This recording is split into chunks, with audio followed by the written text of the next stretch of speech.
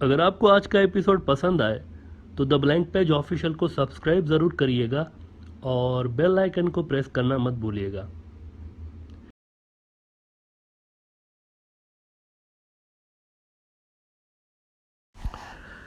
Seventeen Nadreen, ये वो साल है 1757 जो कि साउथ एशिया की हिस्ट्री में हमेशा याद रखा जाएगा। एक बहुत बड़ा इम्पोर्टेंट इवेंट इस साल हुआ था।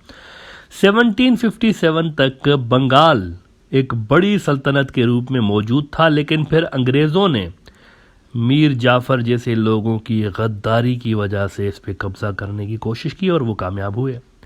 नवाब सिराजुद्दीन दौला जैसे बंदे को उन्होंने शिकस्त दे दी और फिर मजहबी बुनियादों पे, रिलीजियस बेसिस पे अंग्रेज़ों के ही दौर से इस बड़े इलाके को डिवाइड करने का अमल शुरू होता है। मेनली 4 बड़े इलाकों में बंगाल को डिवाइड कर दिया गया। कौन से 4 बड़े इलाके? आज का बांग्लादेश, एक तो ये इसका हिस्सा है जो कि मुस्लिम मेजॉरिटी था।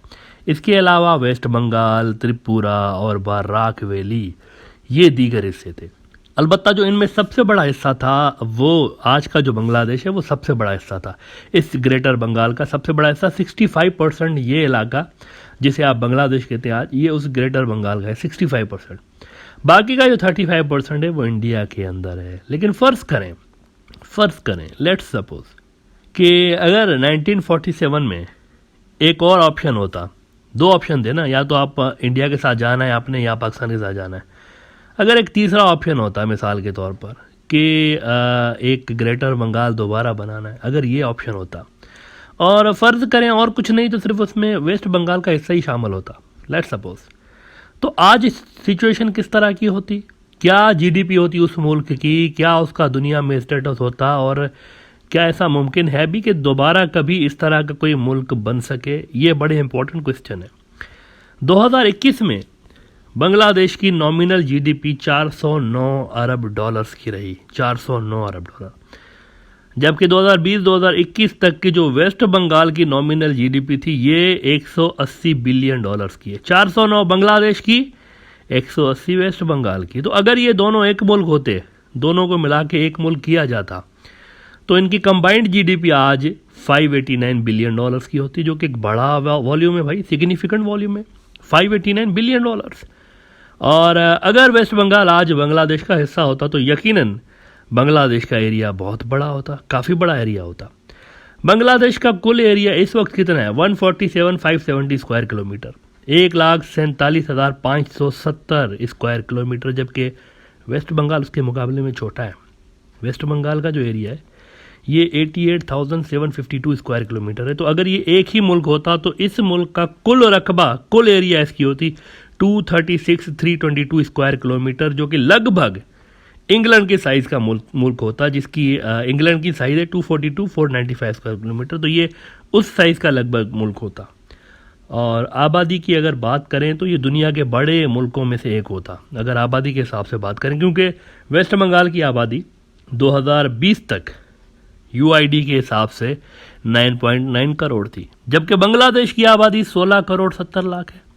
तो इस हिसाब से उस मुल्क की कंबाइंड आबादी होती 26 crore 60 lakh, which is huge. ये बात तो तय है कि ये कितना बहुत बड़ा एक मुल्क होता, 26 करोड़ लोगों का मुल्क। अगर ये एरिया वेस्ट बंगाल बांग्लादेश का हिस्सा होता ना, तो डेमोग्राफिकली कोई ज़्यादा तब्दीली नहीं आती, क्योंकि बंगाली ज़बान ही डोमिनेंट लैंग्वेज होती है यहाँ पे। तब भी क्योंकि बांग्लादेश में देखें 98% लोग बांग्ला ज़बान बोलते हैं, 98%, 2% ऐसे लोग हैं जो कि दूसरी ज़बानें बोलते हैं। इसी तरह यहाँ वेस्ट बंगाल में भी बंगाली लैंग्वेज सबसे ज़्यादा बोली जाती है। लहजे का फ़र्क है, दोनों में जो बोलने का जो स्टाइल है, स्टाइल डिफरेंट है, ज़बान सेम है। 86% वेस्ट बंगाल में लोग जो हैं वो बंगाली ज़बान बोलते हैं, 86%, जबकि 6 से 7% लोग वहाँ हिंदी बोलते हैं। अलबत्ता बीजेपी सरकार जो हिंदुत्व के गुंडे हैं वो बंगाली को रिप्लेस करना चाहते हैं हिंदी से, ये अलग बात है। 6 से 7% लोग हिंदी बोलते हैं वहाँ पर, 2% लोग वहाँ उर्दू भी बोलते हैं, 1% नेपाली ज़बान भी बोलते हैं। तो बांग्ला जो लैंग्वेज है, बंगाली लैंग्वेज, ये फिर भी एक डोमिनेंट लैंग्वेज होती है। 90% से ज़्यादा लोग इसी ज़बान में बात कर रहे होते हैं अगर बांग्लादेश और वेस्ट बंगाल एक ही मुल्क होते तो। बांग्लादेश के अंदर मुसलमान वाज़ेह अक्सरियत में, it's one of the biggest Muslim countries in the world.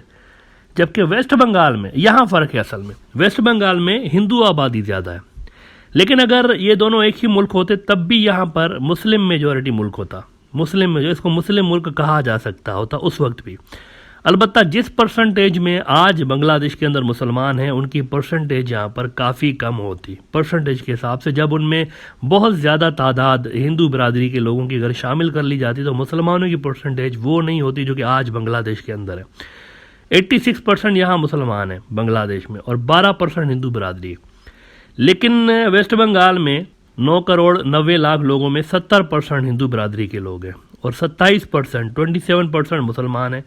तो अगर इन दोनों की आबादी एक होती तो मुस्लिम आबादी के परसेंटेज जो है ना वो डाइल्यूट हो जाती और कम परसेंटेज होती, लेकिन फिर भी डोमिनेंट रिलीजन यहाँ पर इस्लाम ही होता। अगर वेस्ट बंगाल बांग्लादेश के साथ मिल जाता तो यहाँ पर ये मज़हब का एक सिस्टम रहता और हो सकता है इसको एक्सप्लॉइट भी किया जाता, दुश्मन ममालिक इसको एक्सप्लॉइट भी करते, ये भी मुमकिन है। एक चीज़ में वेस्ट बंगाल वैसे बांग्लादेश से आगे है और वो है लिटरेसी रेट, कुछ आगे है, वैसे ज़्यादा आगे नहीं है।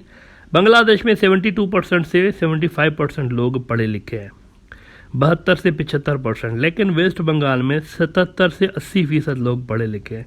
तो ये अगर एक मुल्क होते ना दोनों मिलके तो इनका लिटरेसी रेट आज के बांग्लादेश से कुछ बेहतर होता अगर दोनों का लिटरेसी रेट कंबाइन करके देखा जाए तो, वेस्ट बंगाल का और बांग्लादेश का। अच्छा, पॉवर्टी के हिसाब से कोई ज़्यादा फ़र्क नहीं पड़ता। जीडीपी के हिसाब से आज का बांग्लादेश वेस्ट बंगाल से काफ़ी आगे, 409 और 180 बिलियन डॉलर, हिसाब ही नहीं है ना कोई।